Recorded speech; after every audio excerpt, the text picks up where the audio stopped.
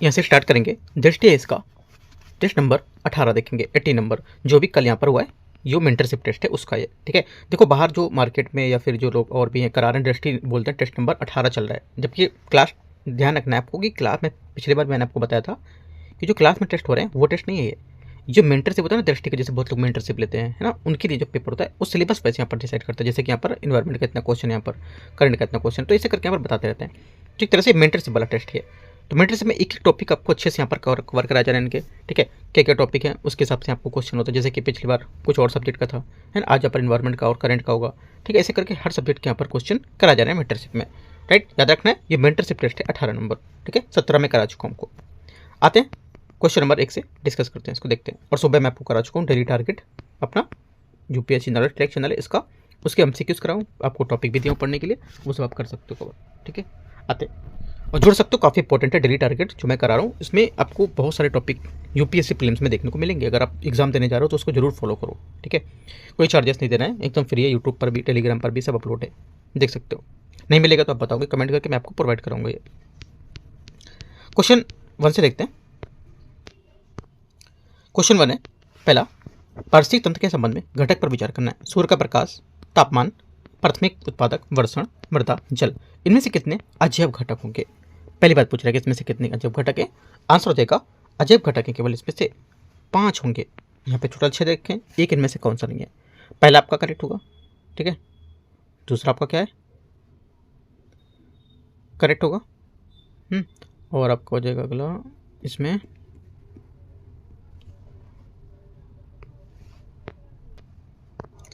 यहाँ से सूर्य का प्रकाश हो जाएगा, तापमान भी हो जाएगा अजैव घटक में, ठीक है। वर्षण भी आपका हो जाएगा, राइट।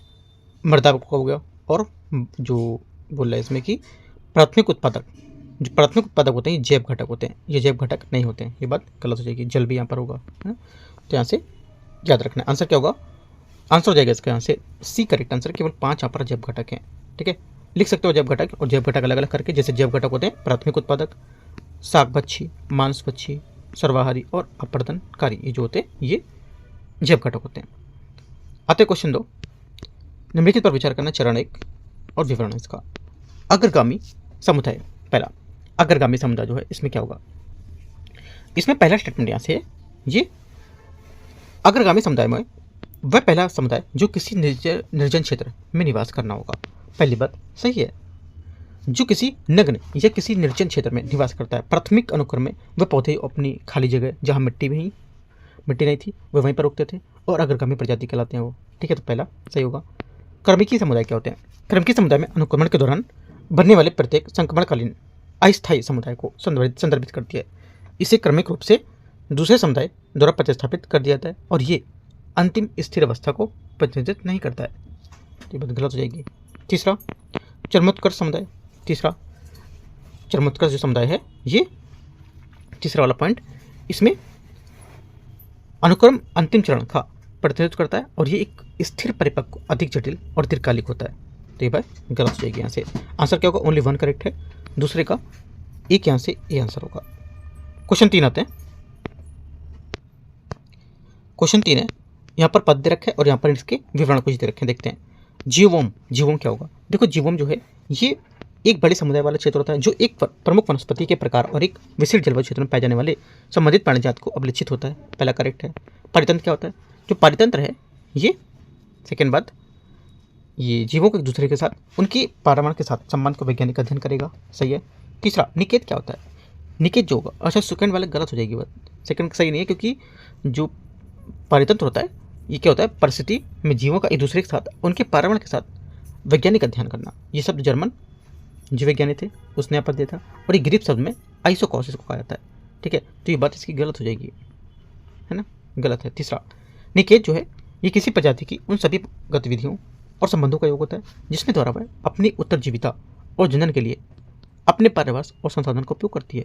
तीसरी बात करेक्ट है, आंसर पहला सही है, तीसरा सही है। चौथा यहाँ से देखते हैं।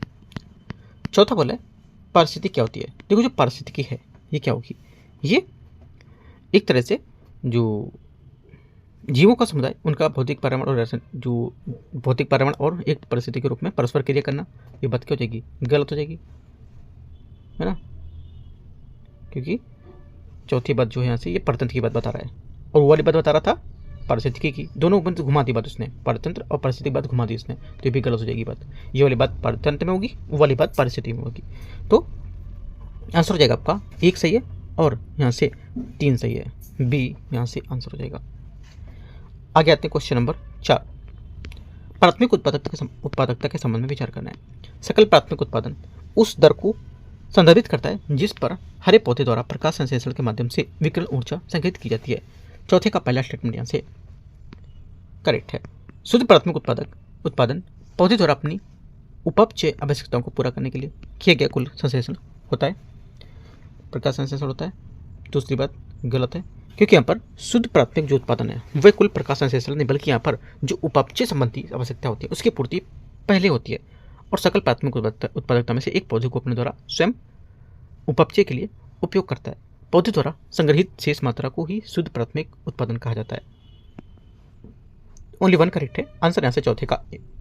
5वां, निम्नलिखित पर विचार करने कथन 1 कथन 2। झीलों और खुले में समुद्र जैसे जलीय परतंत्र जीवभार का पिरामिड उल्टा हो सकता है। 5वें का पहला स्टेटमेंट यहाँ से क्या होगा, ये करेक्ट है। सेकेंड, जलीय परतंत्र में पादप प्लवक का जीवन चक्र छोटा होता है और तेजी से बढ़ते रहते हैं, जिससे परिणामस्वरूप उत्पादन होने के बावजूद किसी भी समय में कम स्थायी जीवभार होता है इसमें। सेकेंड बात भी करेक्ट हो जाएगी, दोनों बातें करेक्ट है, आंसर ये सही होगा। क्वेश्चन 6, जैवोपचार की निम्नलिखित तकनीक पर विचार करना है। बायोस्पार्जिंग, बायोवेटिंग, जैव संवर्धन, कंपोस्टिंग, ब्लूप्लिंग, इनमें से कितने स्वस्थानीय जैवोपचार तकनीकी होंगी? स्वस्थानीय जैवोपचार तकनीकी कौन कौन सी है? आंसर हो जाएगा यहाँ से। एक तो देखो पहला, देखो जैवोपचार होता है क्या? जैवोपचार एक यहाँ पर पारंपरिक स्वच्छता जैव प्रौद्योगिकी होती है, जिसमें सूक्ष्म जीव या पौधे का उपयोग विशिष्ट स्थल या प्रदूषक के अनुसार अपघटन में तेज करने के लिए किया जाता है। इसमें से आपका शामिल होगा कौन?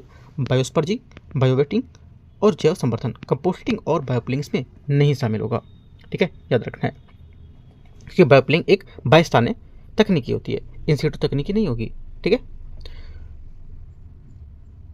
तकनीकी। और इसमें दूषित मिट्टी की खुदाई और उसके बाद प्रणाली जो वातन है उसमें मिट्टी की आपूर्ति के साथ तरीके से निर्मित ढेरों में उपचार करके जानते हैं इसको। तो ये बात इसकी गलत हो जाएगी, 4 और 5, ठीक है। आगे आते हैं क्वेश्चन नंबर 7। प्रक्रिया और इसका विवरण दे रखा है। नाइट्रीकरण, सर्वांगीकरण, अमोनीकरण, विनाइट्रीकरण। 7वें का आंसर हो जाएगा। पूछा कि कौन से यहाँ पर सही सम्मिलित नहीं कर रहे हैं, इसमें मैच करते हैं, देखते हैं। मृदा की बैक्टीरिया, नाइट्रीकरण बोला मृदा की बैक्टीरिया द्वारा अमोनिया का नाइट्रेट या नाइट्राइट में परिवर्तन करना। पहली बात यहाँ से सही है। सेकेंड बात है सर्वांगीकरण, बैक्टीरिया द्वारा कार्बनिक नाइट्रोजन में गैसीय नाइट्रोजन में परिवर्तन करना। सेकेंड बात गलत होगी, क्योंकि सर्वांगीकरण उस प्रक्रिया को संदर्भित करता है जिसमें पौधे द्वारा अवशोषित नाइट्रोजन का प्रोटीन और आरएनए जैसी कार्बनिक अणुओं में बदल दिया जाता है, जो पौधों को और जानवरों को ऊतक के निर्माण करने में सहायता करते हैं, जिसमें गैसीय नाइट्रोजन में परिवर्तन शामिल नहीं होता है। अमोनीकरण, इसमें नाइट्रोजन मुक्त अपशिष्ट जो और मृत अवशेषों का अकार्बनिक अमोनिया में परिवर्तन करना शामिल होता है, सही बात है। चौथा विनाइट्रीकरण, इसमें ऑक्सीजन मुक्त परिस्थिति में नाइट्रेट का गैसीय नाइट्रोजन में परिवर्तन होता है, बात भी करेक्ट है। 1, 3, 4 सही है, 3 बातें करेक्ट होंगी। क्वेश्चन नंबर 8, निम्न पर विचार करना है। पारिस्थितिक दक्षता अगले उच्चतर पोषण स्तर पर स्थानांतरित ऊर्जा और पूर्ववर्ती पोषण तंत्र पर उपलब्ध ऊर्जा का अनुपात होता है। पहली बात 8वें का पहला स्टेटमेंट यहाँ से करेक्ट है, क्योंकि पारिस्थितिक दक्षता जो होती है जिसे पोषण दक्षता भी कहा जाता है, इसको अगले उच्चतम पोषण स्तर को स्थानांतरित होने वाली ऊर्जा और पूर्ववर्ती पोषण स्तर में उपलब्ध होने वाले ऊर्जा के अनुपात को परिभाषित करता है। पहली बात करेक्ट है। सेकेंड बात यहाँ से स्टेटमेंट इसका है, लिंडमैन के 10% नियम के अनुसार सभी परितंत्र में पारिस्थितिक दक्षता बिना किसी बदलाव के ठीक 10% रहती है। सेकेंड बात गलत होगी, क्योंकि लिंडमैन के अनुसार 10% का नियम प्रस्तावित किया गया था, जिसके अनुसार एक पोषण स्तर की केवल लगभग 10% ऊर्जा ही अपने स्तर तक यहाँ पर स्थानांतरित हो सकती है। उदाहरण के लिए यदि स्वपोषी 100 कैलोरी उत्पादन करती है तो शाकाहारी लगभग 10% ही लगभग मांसाहारी जो होंगी ये कैलोरी संग्रहित कर पाएंगे। हालांकि सभी परतंत्र एक दूसरे सटीक नहीं मान सकते हैं, तो बात गलत हो जाएगी, तो ओनली 1 करेक्ट है। क्वेश्चन नंबर 9, पारितंत्र की उत्पादकता के संबंध में विचार करना है। प्राथमिक उत्पादक वह दर है जिस पर क्लोरोफिल युक्त स्वपोषी जीवों द्वारा प्रति इकाई क्षेत्र की इकाई के समय में सौर ऊर्जा कार्बनिक पदार्थों को संग्रहित किया जाता है। पहली बात, 9वें का पहला स्टेटमेंट यहाँ से करेक्ट है। सेकंड, द्वितीयक उत्पादक में एक पारिस्थितिक तंत्र के विभिन्न जो पोषण स्तर होते हैं उसमें उपभोक्ताओं द्वारा खाद्य ऊर्जा के सर्वांगीकरण की दर को संदर्भित करता है। सेकंड बात, यह भी करेक्ट है। प्राथमिक एवं द्वितीयक उत्पादकता के बीच वृद्धि हमेशा एक स्वस्थ और अधिक स्थिर पारिस्थितिक तंत्र का संकेत देती है। तीसरी बात गलत है, क्योंकि प्राथमिक और द्वितीयक उत्पादकता में वृद्धि का अर्थ होता है हमेशा स्वस्थ और अधिक स्थिर पारिस्थितिक तंत्र नहीं होता है। अत्यधिक उत्पादकता विशेष रूप से मानवीय गतिविधियों के कारण पोषक तत्वों की वृद्धि में शैवाल, ऑक्सीजन की कमी और जो मृत्यु दर है उसकी विविधता में कमी हो सकती है, जिससे पारिस्थितिक तंत्र अक्षुण्णता से कम हो सकता है। तो 1 2 करेक्ट है, तीसरा गलत होगा। Answer A. क्वेश्चन नंबर 10, अपघटन के निम्नलिखित चरणों पर विचार करना है। ह्यूमिफिकेशन, खंडन, मिनरलाइजेशन, निक्षालन, अपचय। इनमें से उपयुक्त चरणों में से सही कालक्रम के अनुसार लगाना है। इसको देखते हैं। 10वें का जो आंसर हो जाएगा सही है। हम आपका जो क्रम है इसका पूरा अपघटन का चरण, इसमें पहले आपका आएगा खंडन, है ना, पहले खंडन आएगा। ठीक है, इस चरण में क्या होता है, इस चरण में मृत कार्बनिक पदार्थों का बड़ी खंडों में कीटों में विभाजित होना होता है। ठीक है, खंडन हो गया। उसके बाद आपका आएगा निक्षालन, 2 फिर 4। निक्षालन में क्या होता है, निक्षालन में मृदा के माध्यम से जो जल विखंडित सामग्री में जल विलयक पोषक तत्वों को विलयित कर देता है। 2 4 के बाद आपका क्या आएगा, उसके बाद अपचयन, अपचय 5वां, है ना, 5वां आएगा। तो अपचय क्या होता है, अपचय निक्षालन के बाद बैक्टीरिया के कवक एंजाइम का स्राव करते हैं।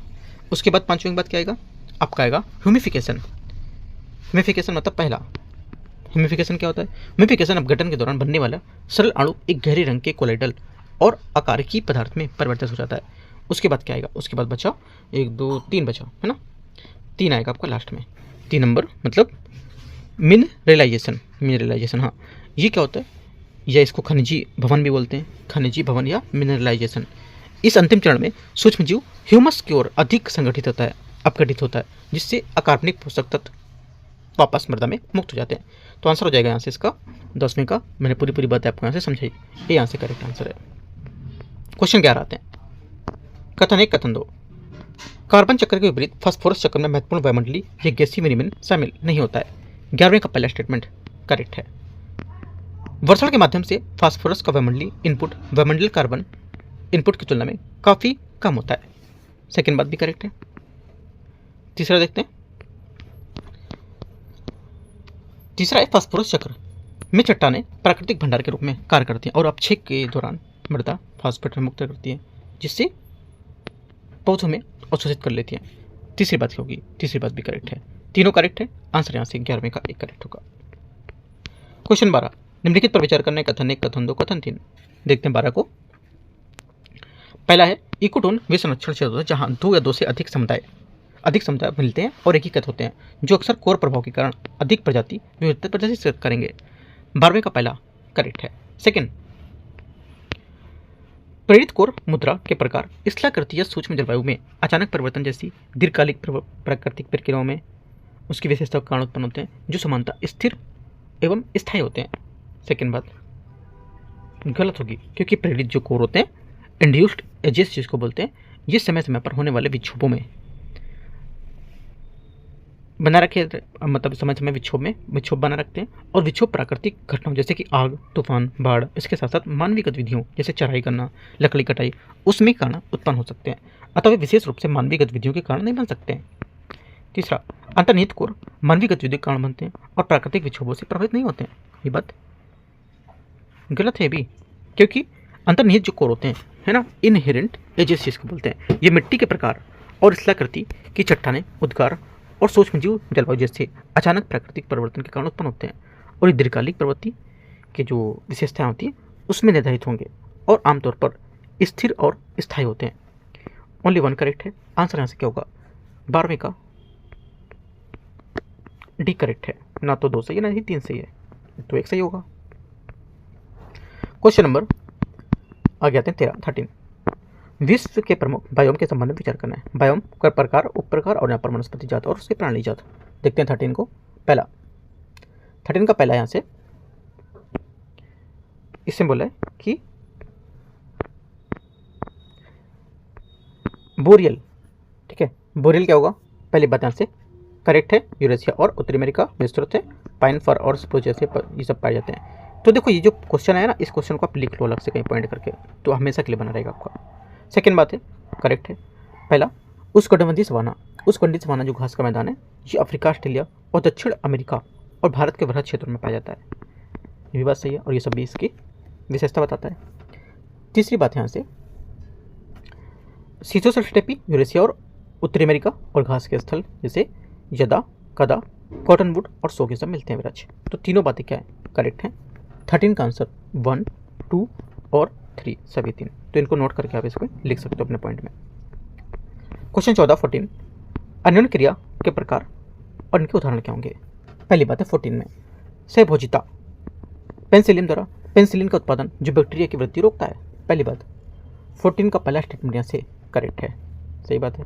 सेकेंड यहाँ से बोला है इसमें कि जो परजीविता होती है ये रेमोरा मछली के गमन और भोजन के उद्देश्य से सार्क का संलग्न होता है इसमें। सेकेंड बात गलत है, क्योंकि ये एक ऐसी अन्योन्य क्रिया है जिसमें एक प्रजाति परजीवी लाभान्वित होती है और पोषक को नुकसान पहुंचता है। रेमोरा और सार्क मामले में रेमोरा का परिवहन, सुरक्षा और आकार का लाभ मिलता है, लेकिन सार्क को ना तो नुकसान होता है ना ही लाभ होता है। तो ये अन्योन्य क्रिया का एक उदाहरण होगा। सेकंड गलत हो गया। तीसरा सहभोजिता, सहारा और सूर्य के प्रकाश के लिए पेड़ों में वृद्धि करने वाले एपीफाइटिक ऑर्किड होंगे। तीसरी बात यहाँ से करेक्ट है, ठीक है। आंसर दूसरा गलत है, तीसरा से करेक्ट होगा। 1 और 3 सही है, बी 2 बातें सही है। क्वेश्चन 15 वन का प्रकार और विशिष्ट लक्षण से क्या हो सकते हैं बताना है। शीतोष्ण वर्षा वन, उष्णकटिबंधीय वर्षा वन, उष्णकटिबंधीय मौसमी वन, उपोष्णकटिबंधीय वर्षा वन। देखते हैं 15 को। पहली बात इसमें बोला है कि शीतोष्ण वर्षा वन घने कोहरे के साथ उच्च वर्षा उष्णकटिबंधीय वर्षा वनों में वनों की जो तुलना में कम प्रजाति विविधता होती है इसमें। पहली बात यहाँ से करेक्ट है। सेकेंड उष्णकटिबंधीय जो यहाँ पर वर्षा वन है ये 200 सेंटीमीटर से अधिक वार्षिक वर्षा पूरे वर्ष समान रूप से उच्च तापमान और आर्द्रता होती है। सेकेंड बात भी करेक्ट है, यहाँ पूरे वर्ष वर्षा समान रूप से होके।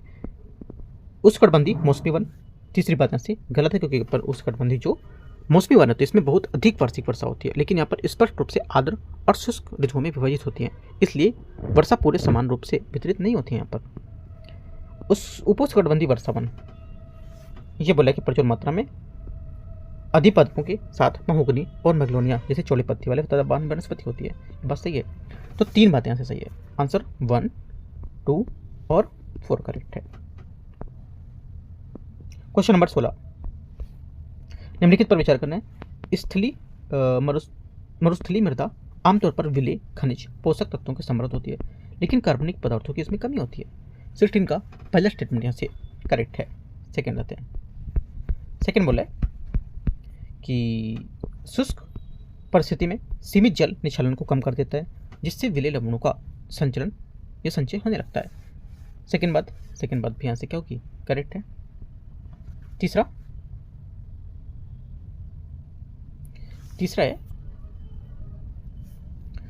यहाँ से होगा, हाँ देखते हैं तीसरे को।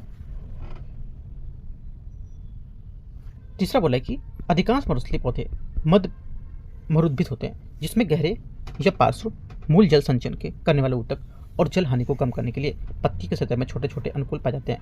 तो तीसरी बात यहाँ से क्या होगी, ये भी करेक्ट है और इसकी यहाँ पर व्याख्या कर रहे हैं। तो आंसर क्या होगा, 16 का बी यहाँ से सही आंसर होगा। तीनों बातें सही हैं और इसकी यहाँ पर 2 व्याख्या कर रहे हैं। एक दूसरे की बातें सब सही है, लेकिन यहाँ पर व्याख्या कौन कर रहा है वो बताना है आपको, ठीक है। तो बी आंसर होगा। क्वेश्चन 17 क्वेश्चन 17 है टुंड्रा बायोम के संबंध में विचार करना है। पादपों में काई, लाइकेन, घास और वामन झाड़ियों जैसे कम ऊंचाई वाले पौधे की प्रधानता होती है, जो शीत और अल्प अवधि की ग्रोइंग सीजन के अनुकूलित होते हैं। पहली बात 17 का ऐसे करेक्ट होगा। सेकेंड अनेक टुंड्रा जंतुओं में शीत जलवायु में जीवित रहने की लिए सघन व फर, उष्मारोधी वसा की परत तथा त्वचा के बाहरी हिस्से के रंग मौसमी बदलाव जैसे अनुकूलन की विशेषता पाई जाती है। सेकेंड बात भी सही होगी। बैक्टीरिया और कवक जैसे सूक्ष्मजीव हिमकरण के नीचे सक्रिय रहते हैं और टुंड्रा परिस्थिति के तंत्र को करके महत्वपूर्ण भूमिका निभाते हैं। तीसरी बात भी करेक्ट है।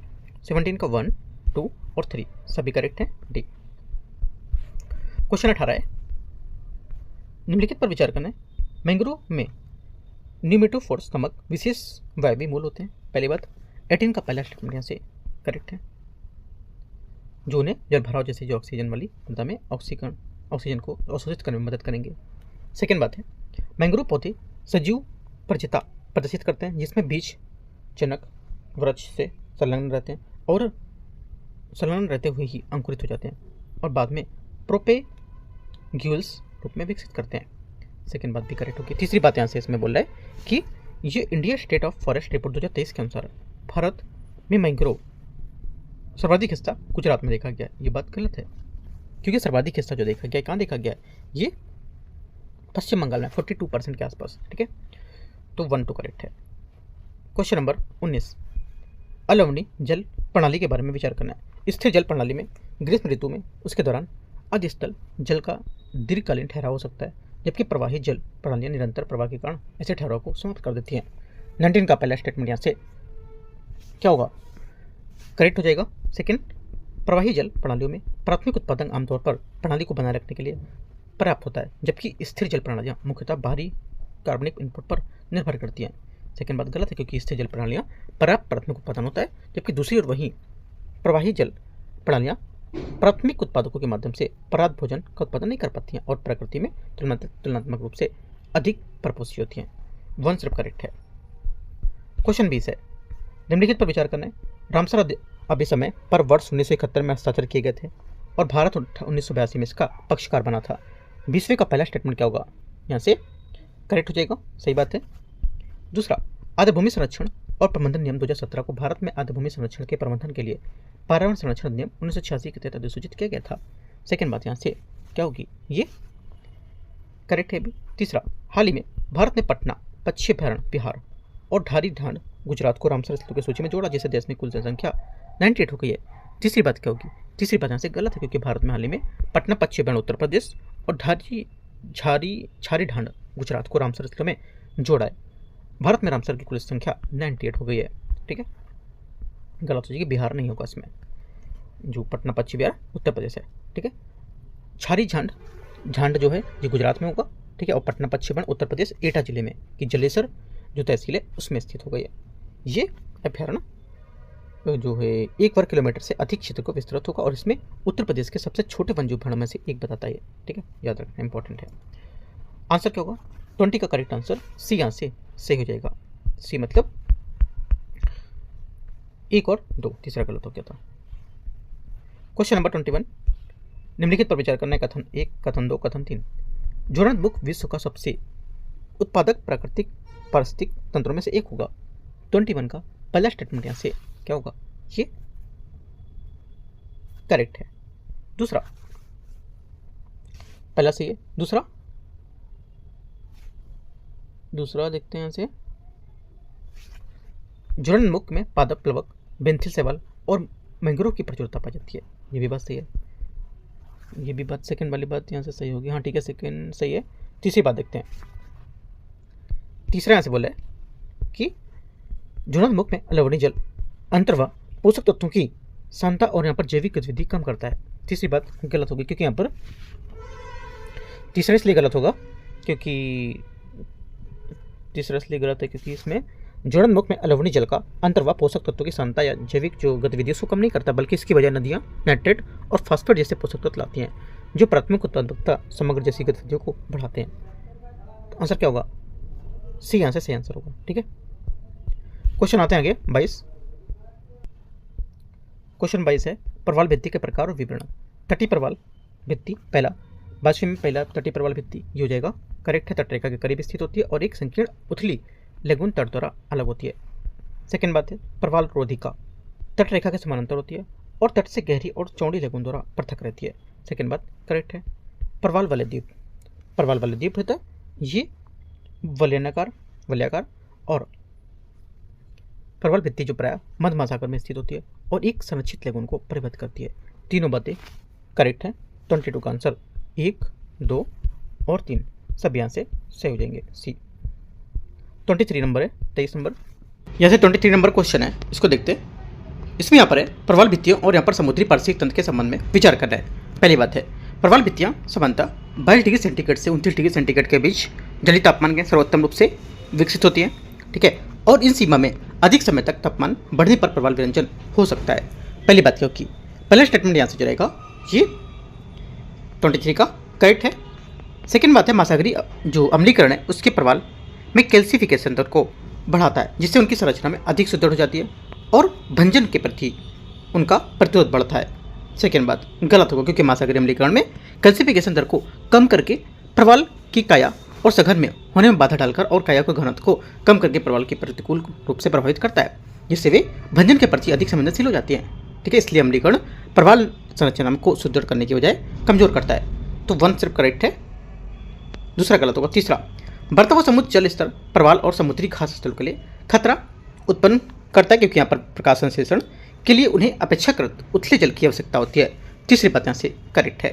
1 और 3 करेक्ट है, 23 का आंसर हो जाएगा यहाँ से 1 और 3, तो बी यहाँ से करेक्ट होगा। 24 नंबर क्वेश्चन यहाँ से इसमें बोला है निम्नलिखित समुद्री जोन पर विचार करना है। मेसोपेलाजेनिक जोन, एपीपेलाजेनिक जोन और एबिसोपेलाजेनिक जोन और बाथीपेलाजेनिक जोन। इनमें से बोला है कि जो महासागर क्षेत्र है इसके ऊपर से नीचे गहरे को लेकर के क्रम में व्यवस्थित करना है। ठीक है, तो देखो देखते हैं इसको पहले कौन कौन सा है। देखो जो एपीपेलाजेनिक है जो ये सबसे ऊपरी परत होती है इसकी, तो क्या होगा सेकंड वाला ऊपरी परत हो गया। ठीक है, उसके बाद आपका जो जाएगा यहाँ से मेसापेलाजेनिक जो क्षेत्र होता है ये आपका इससे नीचे आ जाएगा। मेसापेलाजेनिक कहाँ पे लिखा है फर्स्ट नंबर पे। इससे जो थोड़ा नीचे होगा बाथीपेलाजेनिक क्षेत्र, जो निचले से शुरू होता है और लगभग 4000 मीटर की क्षेत्र तक विस्तृत होता है। तो ये बाथी वाली हो जाएगी चौथा। उसके बाद बचा 1 2 1 4 अब 3 यहाँ पर जो एबिसोपेलाजेनिक जोन ये इसमें आ जाएगा लास्ट में।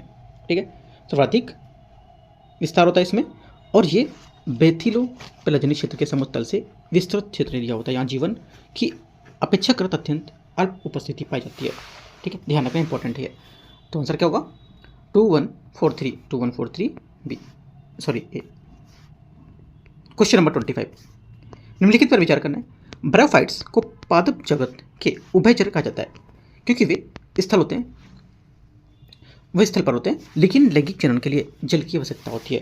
पहली बात 25 का पहला स्टेटमेंट यहाँ से करेक्ट है। सेकेंड बात है, सेकेंड बोल रहा है इसमें कि सेकेंड नंबर है सेकेंड सभी टेरिडोफाइट स्थलीय और जलीय अधिपादपी परिस्थितियों में जीवित नहीं रह सकते हैं। सेकेंड बात गलत होगी क्योंकि टेरिडोफाइट अच्छी तरह से विकसित संवहनी ऊतक को उसकी जो संवहनी क्रिप्टोगेम होते हैं वो होते हैं, जबकि अधिकांश जीवित टेरिडोफाइट होते हैं वो स्थलीय होते हैं और शीत आर्द्र और ज़्यादातर छायादार स्थानों में उगते हैं और कुछ सदस्य इनके जो जैसे जली में देखे जाते हैं और कुछ यहाँ पे मरुद्भिद में देखे जाते हैं। ठीक है, तो 1 यहाँ से सिर्फ करेक्ट है, दूसरा गलत होगा। 26 नंबर है निम्नलिखित प्रजातियों पर विचार करना है। स्पूनबिल्ड, सैंड पाइपर, साइबेरियन क्रेन, बोर्नियाई हाथी और बंगाल फ्लोरिकन। इनमें से कौन सी प्रजाति अंतर्राष्ट्रीय प्रकृति संरक्षण संघ IUCN द्वारा गंभीर रूप से संकटापन्न प्रजातियों के रूप में वर्गीकृत होगी? आंसर हो जाएगा 26 का करेक्ट आंसर यहाँ से एक तो ये 2 और बंगाल फ्लोरिकन। लेकिन यहाँ पर बोर्नियाई हाथी जो यहाँ पर है ये क्या होगा, ये अंतर्राष्ट्रीय प्रकृति संरक्षण संघ IUCN द्वारा संकट रूप से संकटापन्न प्रजातियों में नहीं वर्गीकृत होगी। तो ये बात गलत हो जाएगी क्योंकि बोर्नियो हाथी संकटापन्न के रूप में इसको वर्गीकृत किया गया, लेकिन यहाँ पर इसमें गंभीर रूप से संकटग्रस्त के रूप में नहीं किया गया। ये बात याद रखना है आपको क्योंकि इसमें गंभीर रूप से पूछा है, तो गलत हो जाएगा। संकटापन्न में है लेकिन गंभीर रूप से नहीं है। 1 2 4 करेक्ट है बी। क्वेश्चन आ गया 27 निम्नलिखित पर विचार करना है। भारत की स्थानिक प्रजातियों का एक महत्वपूर्ण हिस्सा उत्तर पूर्व पश्चिमी घाट, उत्तर पश्चिम हिमालय और अंडमान निकोबार द्वीप समूह में केंद्रित होगा। 27 का पहला स्टेटमेंट यहाँ से करेक्ट है। भारत में दर्ज आधे से अधिक पुष्पी पादप देश के स्थानिक होंगे। सेकेंड बात गलत होगी क्योंकि भारत में दर्ज पुष्पी पादप लगभग 33% हिस्सा देश का स्थानिक है और भारतीय क्षेत्र में स्थानिक जीवों के लिए भी उल्लेखनीय यहाँ पर वृद्धि बताता है। उदाहरण के लिए जो दर्ज यहाँ पर कैसे रुकी है उसमें 53% अलोमनी जल मत्स्य और 60% उभयचर सरीसृप और 10% स्तनधारी और स्थानिक जीव होंगे। तो सेकंड बात गलत हो जाएगी। ये डेटा आप लिख सकते हो, इंपॉर्टेंट है। ओनली 1 करेक्ट है यहाँ से, आंसर क्या होगा, एक बात करेक्ट हो जाएगी। 28 आते हैं। निम्नलिखित पर विचार करने कथन 1 कथन 2 हाथियों के को कीस्टोन प्रजाति माना जाता है। पहली बात क्या होगी, पहली बात यहाँ से 28 का स्टेटमेंट ये करेक्ट होगा। दूसरा, हाथी अपने माल के माध्यम से बीजों को लंबी दूरी तक प्रसार करता रहता है। सेकेंड बात यहाँ से ये भी करेक्ट है। दोनों बातें सही है, आंसर क्या होगा 28 का ये यहाँ से सही है, दोनों इसकी व्याख्या भी कर रहे हैं। क्वेश्चन नंबर 29 है, 29 नंबर। निम्नलिखित पर विचार करना है, श्रेणी और यहाँ पर इसकी विवरण दे रखा है। देखते हैं 29 को। पहला यहाँ से फ्लैगशिप प्रजाति ऐसी प्रजाति जिसे जन समर्थन बढ़ाने के लिए किसी संरक्षण अभियान का प्रतीक या प्रतिरूप रूप में चुनते हैं। पहली बात करेक्ट है। इंडिकेटर प्रजाति, इंडिकेटर जो प्रजाति होती है इसका उपयोग पारिस्थितिक तंत्र या विशिष्ट पारिस्थितिक प्रक्रिया के लिए स्थिति या दशा का आकलन करने के लिए किया जाता है। ठीक है, उदाहरण के लिए क्रेफिश अलोवनीय जल की गुणवत्ता का संकेत देती है और प्रवाल महासागरीय पर्यावरण परिवर्तन का संकेत देती है। सेकेंड बात यहाँ से करेक्ट हो जाएगा। तीसरा, अम्ब्रेला प्रजाति क्या होती है? देखो, जो अम्ब्रेला प्रजाति है इसको संरक्षण के लिए चुना जाता है और इसकी सुरक्षा अप्रत्यक्ष और उसी पारिस्थितिक समुदाय के भीतर कई अन्य प्रजातियों की रक्षा करती है। अम्ब्रेला छाता एक तरह से हाँ सुरक्षा प्रदान करेगी। और जो प्रायोरिटी प्रजाति होती है, जो प्रायोरिटी प्रजाति होती है ये क्या होती है? ये केवल इसलिए नहीं चुनी जाती क्योंकि वह बड़ी आकर्षक है। ये फ्लैगशिप केस्टोन प्रजाति हो सकती है और इसे पारिस्थितिक क्षेत्र में प्रतिनिधित्व करने के लिए उस क्षेत्र के भीतर खतरों को दर्शाने के लिए चुना जाता है। तो ये बात गलत होगी। आंसर 1, 2 और 3 तीन बात करेक्ट है। 30 आते हैं 30 नंबर। 30 नंबर क्वेश्चन यहाँ से 30 नंबर। निम्नलिखित युग्मों पर विचार करना है, विविधता के प्रकार और यहाँ पर इसके विवरण दे रखे हैं। अल्फा विविधता जो होती है, अल्फा विविधता ये क्या है? देखो, जो अल्फा विविधता है ये किसी समुदाय या पर्यावास के भीतर जो विविधता होती है उसकी प्रजातियों की संख्या और समानता द्वारा दर्शाई जाती है। पहला करेक्ट होगा। सेकंड बात यहाँ से कि जो बीटा विविधता होती है ये क्या करती है? विभिन्न समुदाय के मध्य विविधता जो पर्यावरणीय प्रवणताओं के साथ प्रजाति संरचना के परिवर्तन को दर्शाती है। सेकंड बात यहाँ से ये भी करेक्ट है। और गामा विविधता ये किसी भूदर्श जो होता है उसके भीतर केवल एक ही सूक्ष्म पर्यावास तक सीमित विविधता होती है। ये बात गलत है, ये सीमित नहीं होती है। ठीक है, ये विस्तृत रहती है और तो ये गलत हो जाएगी बात। 1, 2 करेक्ट है, 2 बातें यहाँ से करेक्ट हैं। केवल 2 का मतलब ये नहीं कि केवल 2 ही है, केवल 2 का मतलब 2 बातें यहाँ पे सही है। ठीक है। क्वेश्चन नंबर 31, जैव विविधता हॉटस्पॉट के बारे में विचार करना है। किसी क्षेत्र को जैव विविधता हॉटस्पॉट तब माना जाता है जब उसमें संवहनी पादपों की कम से कम 1500 स्थानिक किस्में हो जो विश्व की कुल किस्मों का 0.5% से अधिक होना चाहिए।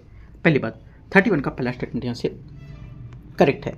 किसी क्षेत्र को जैव विविधता हॉटस्पॉट के रूप में योग्य घोषित करने के लिए उस क्षेत्र में कम से कम 70% मूल प्राकृतिक वनस्पति का समाप्त होना आवश्यक होगा।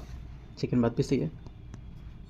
जैव विविधता हॉटस्पॉट पृथ्वी की स्थलीय सतह के लगभग 2.5% भाग को आवृत करता है। तीसरी बात यहाँ से ये भी करेक्ट है। तीनों बात सही है। आंसर 31 का 1, 2, 3 डी यहाँ से आंसर होगा 31 का।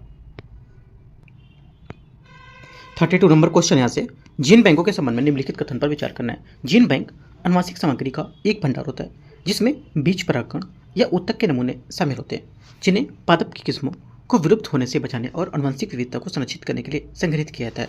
पहली बात 32 का पहला स्टेटमेंट यहाँ से करेक्ट है।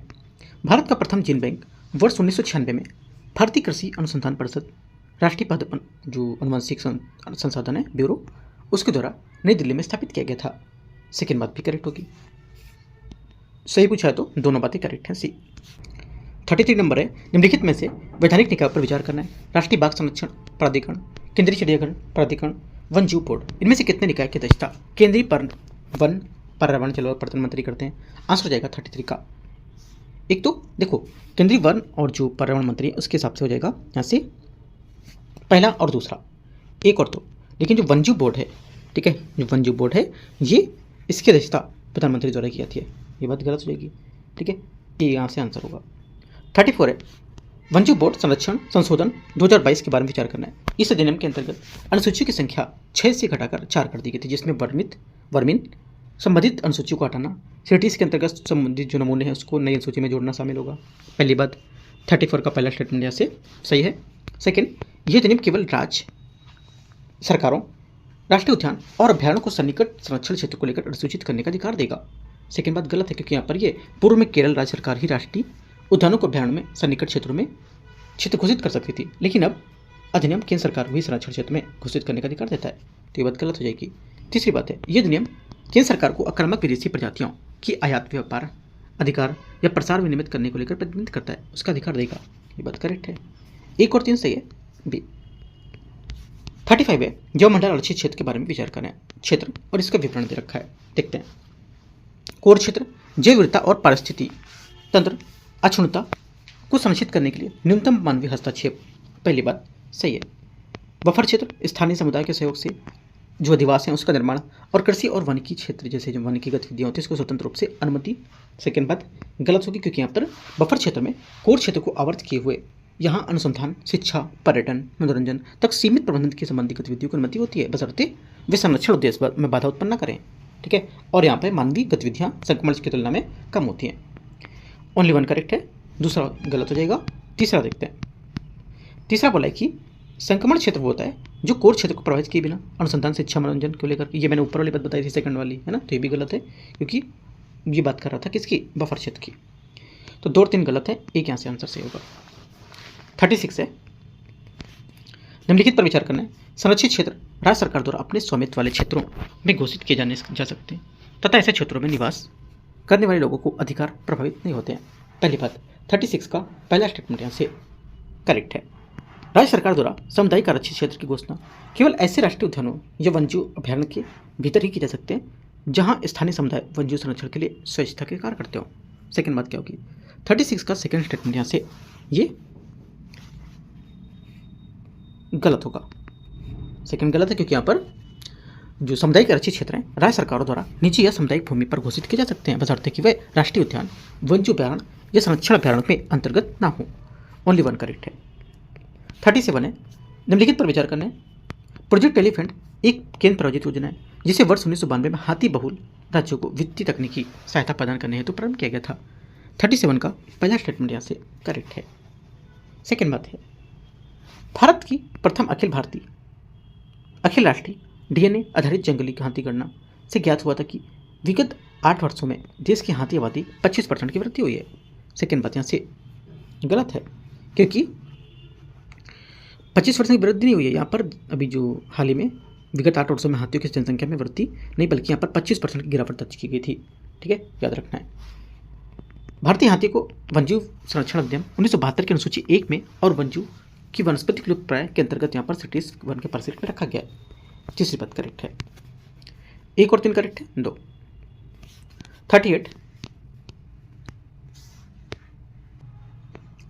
38 नंबर है, इसमें बोले हिम तेंदुआ और उनके पर्यावास के संरक्षण के लिए एक समावेशी और सहभागी दृष्टिकोण को बढ़ावा देने के उद्देश्य से वर्ष 2009 में प्रोजेक्ट स्नो लेपर्ड का शुभारंभ किया गया था। 38 का पहला स्टेटमेंट क्या होगा, यहाँ से करेक्ट है। सेकंड, हिम तेंदुआ को आईसीएन की रेड लिस्ट में संकटग्रस्त प्रजाति के रूप में सूचीबद्ध किया गया है। सेकंड बात गलत है क्योंकि इसे सुभेद श्रेणी में रखा गया है, मतलब वल्नरेबल बोलते हैं या सुभेद बोलते हैं। ठीक है, तो सेकंड बात गलत हो जाएगी। Global snow leopard and ecosystem protection programme हिम तेंदुए के सभी 12 रेंज देशों में एक अंतर सरकारी गठबंधन तथा भारत वर्ष 2013 में इसका सदस्य था, मतलब सदस्य 13 से ही बना इसका। तीसरी बात क्या होगी, तीसरी बात यहाँ से इसकी ये करेक्ट है। 1 और 3 से ये 2 बातें होंगी। क्वेश्चन नंबर 39, जैव विविधता अधिनियम 2002 के बारे में विचार करना है। इस अधिनियम में राष्ट्रीय जैव विविधता प्राधिकरण NBA, राज्य जैव विविधता बोर्ड और स्थानीय स्तर पर जैव विविधता प्रबंधन जो समिति है उससे युक्त त्रिस्तरीय संस्था का संरचना का प्रावधान होता है। 39 का पहला स्टेटमेंट यहाँ से करेक्ट है। इस अधिनियम के अंतर्गत जैव विविधता विरासत स्थल को केंद्र सरकार द्वारा अधिसूचित किया जाता है। सेकेंड बात यहाँ से गलत होगी क्योंकि अधिनियम की धारा 37 के तहत राज्य सरकारें स्थानीय निकाय से परामर्श करके जैव विविधता के महत्व वाले क्षेत्रों में जैव विविधता विरासत स्थल के रूप में अधिसूचित करती हैं। इन्हें अधिसूचित करने का अधिकार केंद्र सरकार के पास नहीं होता है। तीसरी बात है, इस अधिनियम के अंतर्गत लाभ साझेदारी अथवा राष्ट्रीय जैव विविधता प्राधिकरण या जैव विविधता बोर्ड के आदेशों से संबंधित कोई भी शिकायत उच्च न्यायालय में प्रस्तुत की जाएगी। तीसरी बात गलत है क्योंकि यहाँ पर लाभ साझेदारी अथवा NB की जो कुछ ऐसी बात होती है तो राष्ट्रीय हरित अधिकरण NGT के पास होगी, ना कि उच्च न्यायालय के पास। और NGT का इस बार 10 साल पूरा हो गया तो क्वेश्चन यूपीएससी पूछ सकता है यहाँ से। ठीक है, तो सिर्फ एक यहाँ से करेक्ट है। आंसर क्या होगा, ए यहाँ से आंसर हो जाएगा। 40 नंबर क्वेश्चन है, पर्यावरण संरक्षण अधिनियम 1986 पर विचार करना है। यदि इस अधिनियम के अधीन किसी सरकारी विभाग द्वारा कोई अपराध किया गया है तो उस विभाग के विभागाध्यक्ष HOD, ठीक है, उसको उक्त अपराध के लिए दोषी माना जाएगा। 40 का पहला स्टेटमेंट क्या होगा, 40 का पहला स्टेटमेंट यहाँ से ये करेक्ट है। सेकंड बोला कि इस अधिनियम के अधीन किसी अपराध को संज्ञान कोई न्यायालय तभी लेगा जब उस संबंध में केंद्रीय सरकार द्वारा अथवा ऐसे व्यक्ति द्वारा जिसने कथित अपराध संबंध में 60 दिन पूर्व नोटिस दिया हो या शिकायत प्रस्तुत की हो। सेकेंड बात भी करेक्ट होगी, दोनों बातें करेक्ट हैं। आंसर पूछा सही सी। 41 है केंद्रीय प्रदूषण बोर्ड CPCB के संबंध में विचार करना। इसका गठन जल प्रदूषण निवारण अधिनियम 1974 के अंतर्गत किया गया था तथा बाद में इसे वायु प्रदूषण निवारण अधिनियम 1981 के शक्तियाँ सौंपे गए थे कर्तव्य। पहली बात 41 का पहला स्टेटमेंट यहाँ से सही है। सेकेंड, राष्ट्रीय वायु गुणवत्ता निगरानी कार्यक्रम के अंतर्गत सभी स्थानों में नियमित निगरानी के लिए 6 वायु प्रदूषक की पहचान की गई है। सेकेंड बात गलत है, क्योंकि यहाँ पर जो इसमें पहचान की गई है उसको लेकर के यहाँ पर जो सल्फर डाइऑक्साइड, नाइट्रोजन ऑक्साइड है ना, श्वसन योग्य जो निलंबित कण के पदार्थ होते हैं PM10 और सूक्ष्म कण के पदार्थ, ये 4 होंगे इसमें। ठीक है, तो यहाँ पे 6 नहीं होंगे, गलत हो जाएंगे। ओनली 1 करेक्ट है। 41 का एक बात सही है। 42 42 नंबर, निम्नलिखित पर विचार करना है अधिनियम पर। जल प्रदूषण निवारण अधिनियम, वन संरक्षण अधिनियम, वन जीव संरक्षण अधिनियम 1972, जैव विविधता अधिनियम 2022। इसी में निम्नलिखित में से किस अधिनियम में इनके अंतर्गत उत्पन्न होने वाले सिविल वादों पर राष्ट्रीय हरित अधिकरण NGT का अधिकार क्षेत्र होगा? इस टाइप UPSC क्वेश्चन पूछ चुका है पहले। ठीक है, आंसर क्या होगा 42 का ए। यहाँ से करेक्ट आंसर है 1, 2 और 4। 1972 इसमें नहीं होगा, याद रखना है। और भी समझते हो, जैसे कि 1974, 1977 77 मतलब वायु प्रदूषण निवारण अधिनियम, वन संरक्षण 1980 और वायु प्रदूषण निवारण अधिनियम 1981, पर्यावरण संरक्षण अधिनियम 1986, सार्वजनिक देयता बीमा अधिनियम 1991 और जैव विविधता अधिनियम 2002। ठीक है, याद रखना है। आगे आते हैं क्वेश्चन नंबर 43। 43 बोला है कि तटीय विनियमन क्षेत्र CRZ 2019 के संबंध में विचार करना है। CRZ फर्स्ट में पारिस्थितिक तंत्र दृष्टि से संवेदनशील क्षेत्र जैसे मैंग्रोव तथा प्रवाल भित्तियां सम्मिलित होती हैं तथा निम्न ज्वार रेखा LTL और उच्च ज्वार रेखा HTL के मध्य यहाँ पर स्थित ज्वारीय क्षेत्र भी इसके अंतर्गत आते हैं। सेकेंड बात क्या होगी, मतलब पहली बात क्या होगी, 43 का पहला स्टेटमेंट यहाँ से एकदम सही बात बता रहा है, जो CRZ 2019 को लेकर के विनियमन क्षेत्र है उसके बारे में। दूसरी बात यहाँ से, दूसरी बात बोले कि CRZ 2 में नागरिकता नगर पालिका सीमाओं के भीतर स्थित विनगरीय क्षेत्र सम्मिलित होते हैं जहाँ 50% से अधिक क्षेत्र निर्मित हो चुका होता है और बुनियादी अवसंरचना उपलब्ध होती है। सेकेंड बात क्या होगी, सेकेंड बात भी यहाँ से करेक्ट है। तीसरा, CRZ सूचना 2019 में अंडमान और निकोबार द्वीप समूह तथा लक्षद्वीप इसके घोषित तटीय विनियमन क्षेत्र के अंतर्गत सम्मिलित किए गए थे। ये बात गलत है, क्योंकि यहाँ पर CRZ 2019 के तहत यहाँ पर ये स्पष्ट रूप से अंडमान निकोबार द्वीप समूह तथा लक्षद्वीप उनके आसपास स्थित कार्य क्षेत्र से बाहर रखती है ना, शामिल नहीं करती है। 1 2 सिर्फ करेक्ट होगा। 44 है निम्नलिखित पर विचार करना है। कथन 1, कथन 2, कथन 3। पेरिस समझौते के अनुच्छेद 9 वैश्विक जल वार्ताओं प्राय जो विमर्श का विषय रहता है। 44 का पहला स्टेटमेंट क्या होगा, पहला स्टेटमेंट यहाँ से करेक्ट है। सेकंड, अनुच्छेद 9 में विकसित देशों के लिए विकासशील देशों के समान और अनुकूलन प्रयासों में सहायता के लिए वित्तीय संसाधन उपलब्ध कराने की बाध्यता निर्धारित की गई है। सेकंड बात क्या होगी, सेकंड बात यहाँ से आपकी जो रहेगी सेकंड बात ये भी करेक्ट है। तीसरा, अनुच्छेद 9 पेरिस समझौते के अंतर्गत विकसित देशों के लिए बाध्यकारी उत्सर्जन कटौती का लक्ष्य निर्धारित करता है। तीसरी बात यहाँ से गलत होगी, क्योंकि यहाँ पर अनुच्छेद 9 बाध्यकारी उत्सर्जन कटौती का लक्ष्य निर्धारित नहीं करता है और उत्सर्जन कटौती संबंधित प्रतिबद्धताएं पेरिस समझौते अनुच्छेद 4 के अंतर्गत निर्दिष्ट की गई हैं। तो ये बात गलत हो जाएगी, सिर्फ 1 2 करेक्ट है। 44 का आंसर यहाँ से सी स्टेटमेंट सही हो जाएगा। 45 बातें। कथन 1, स्वच्छ विकास तंत्र क्योटो प्रोटोकॉल के अंतर्गत उत्सर्जन कटौती प्रतिबद्धता वाले किसी पक्षकार को विकासशील देशों में उत्सर्जन न्यूनन परियोजनाओं को क्रियान्वित करने को लेकर अपने लक्ष्य में पूर्ति हेतु प्रमाणित उत्सर्जन कटौती अर्जित करने की अनुमति प्रदान करता है। पहली बात 45 का यहाँ से क्या होगा, 45 का पहला स्टेटमेंट यहाँ से करेक्ट है। ठीक है, पहली बात सही है। दूसरी बात देखते हैं, क्योटो प्रोटोकॉल के अनुच्छेद 12 के अंतर्गत CER केवल उन उत्सर्जन कटौती के लिए उत्पन्न की जा सकती है जो अतिरिक्त अर्थात कटौती CDM परियोजना को अनुपस्थिति ना हुई हो। सेकेंड बात क्या होगी, सेकेंड बात यहाँ से ये भी करेक्ट है। तीसरा, CDM समझते हो ना, CDM मतलब होता है स्वच्छ विकास तंत्र। ठीक है, CDM जो होता है ये विकसित देशों के क्योटो प्रोटोकॉल के अनुच्छेद 17 के तहत अपने अप्रयुक्त उत्सर्जन भत्ते प्रत्यक्ष रूप से विकासशील देशों में हस्तांतरित करने की अनुमति देता है। तीसरी बात यहाँ से गलत है, क्यों गलत है, क्योंकि यहाँ पर देशों के मध्य अप्रयुक्त उत्सर्जन भत्तों के अंतरण होते हैं उसमें क्योटो प्रोटोकॉल के अनुच्छेद 17 के अंतर्गत उपबंधित है, न कि CDM के अंतर्गत। और स्वच्छ विकास तंत्र एक परियोजना आधारित तंत्र है, जबकि अनुच्छेद 17 इन पक्षकारों के मध्य उत्सर्जन व्यापार से संबंधित होगा। ठीक है, तो आंसर क्या होगा? आंसर हो जाएगा आपका यहाँ से 45 का सी करेक्ट हो जाएगा। ठीक है, 1 2 करेक्ट है। क्वेश्चन नंबर 46 है, पेरिस समझौते के अंतर्गत प्रस्तुत भारत आगतन राष्ट्रीय स्तर निर्धारित योगदान एनडीसी के बारे में विचार करना है।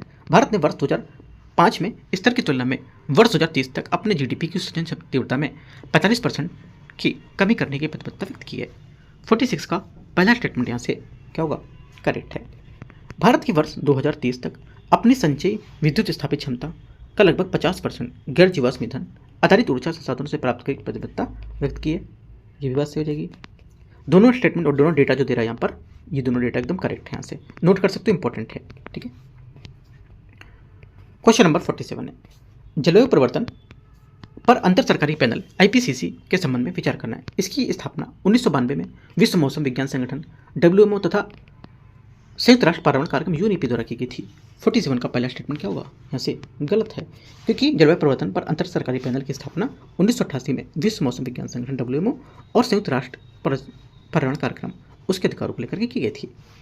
सेकेंड बात यहाँ से, ये अपना स्वतंत्र जलवायु अनुसंधान संचालित करता है तथा जलवायु परिवर्तन पर मौसम मौलिक जो वैज्ञानिक निष्कर्ष हैं वो प्रकाशित करेगा। सेकेंड बात गलत होगी, क्योंकि जो आईपीसीसी स्वयं कोई शोध नहीं करता है और ना ही मौलिक वैज्ञानिक डेटा का निर्माण करेगा।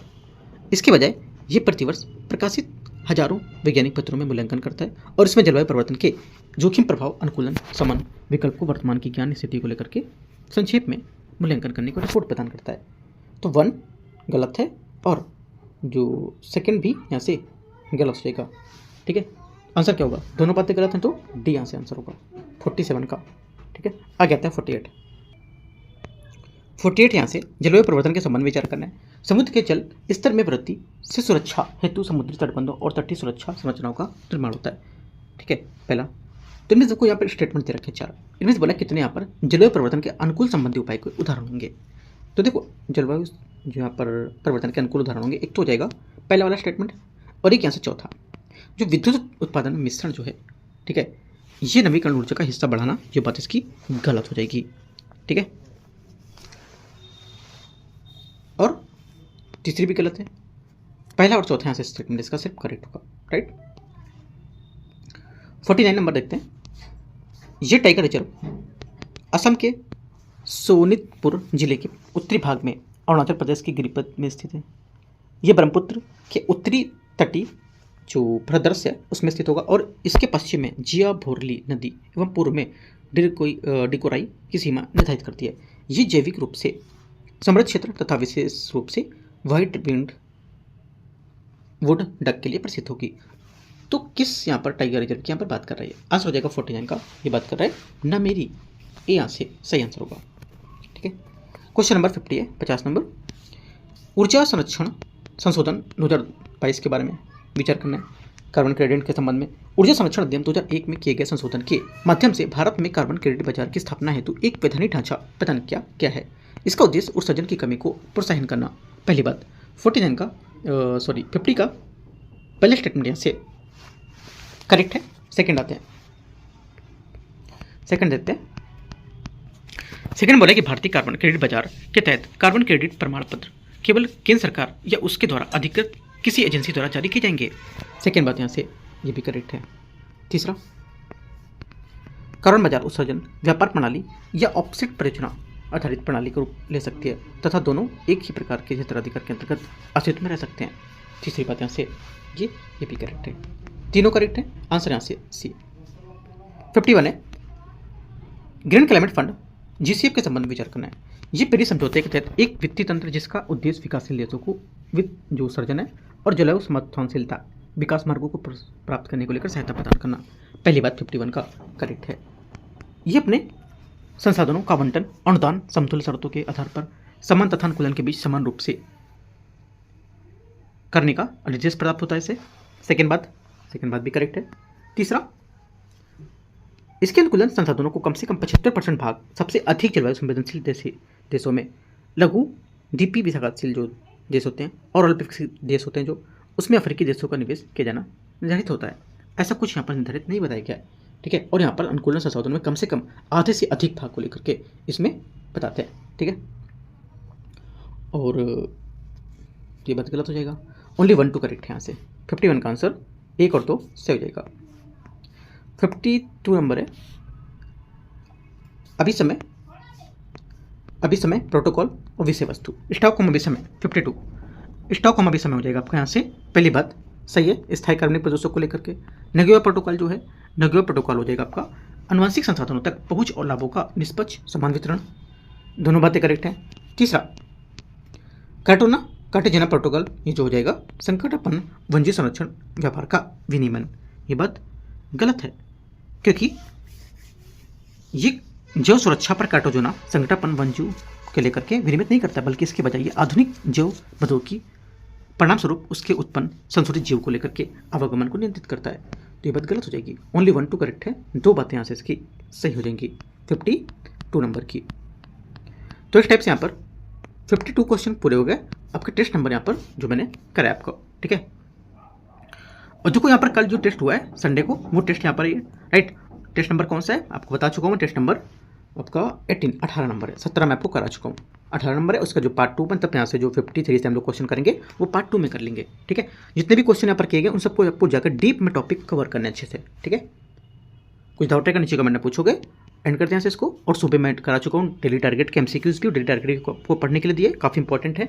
अगर यूपीएससी प्रीलिम्स आप दे रहे हो तो उसके लिए बहुत इंपॉर्टेंट वहाँ पर टॉपिक है, आप पढ़ सकते हो उन सबको, ठीक है। या कुछ डाउट रहेगा तो आप पूछ सकते हो कमेंट में, ठीक है। उन टारगेट को लेकर कुछ पूछना होगा, टेलीग्राम को ज्वाइन करना है, एक एक चीज़ वहाँ पर इंपॉर्टेंट शेयर की जा रही है, बहुत इंपॉर्टेंट पढ़ने के लेकर के, ठीक है। All the best, thank you.